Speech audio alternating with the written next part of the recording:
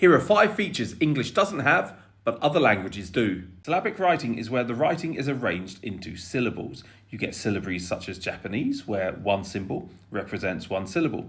You also have languages such as Korean, where the letters are arranged into syllabic blocks. This makes it so much easier to read. Tel, le, bi, jon. You know exactly where the syllable starts and ends.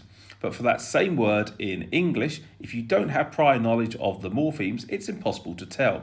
Is this word pronounced te, levi, sion? You simply don't know without prior knowledge. That's why you can give a medicine bottle to me, a 44-year-old man with a master's degree in applied linguistics, and when I try to read the chemical names on the back, I will sound like a 4-year-old. You can give that same bottle to an 8-year-old Korean child, and they will read it no problem if it's in Korean. We're going to Laysdown. Am I talking about me, my family, and you? Or do I mean me, my family, but not you? It's impossible to tell in English because English lacks clusivity.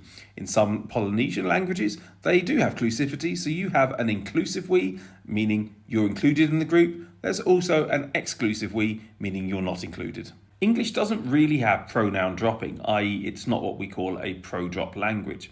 In Italian, you can say io ti amo, meaning I love you, but because the verb is conjugated in a way that the subject is obvious, most of the time the subject will be dropped, so it's just ti amo. Now that was probably a bad example sentence, as that's the one sentence in English where we do regularly pro-drop love you, but that is the exception rather than the rule. You might also notice pro-dropping in English language text messages. Am going now, but again, it's not a standard feature of the grammar. English doesn't have subject and object markers.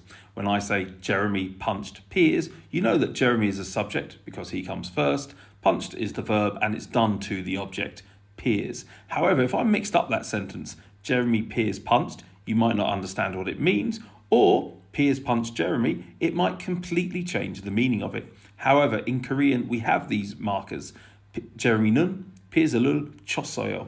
Now, those markers at the end of there tell us that's the subject and that's the object, and this is the verb that happened. So even if I completely mixed up the order in an ungrammatical formation that no Korean would ever use, such as Jeremy nun, chosoyo, Piers alul, you would still understand who did what to whom. English doesn't have distributive numerals. If I write Chris and Carlton carry 3 suitcases, do I mean 3 suitcases each or 3 suitcases in total? You don't know, but some languages like Georgian do have distributive numerals that are formed by reduplication of the cardinal numerals.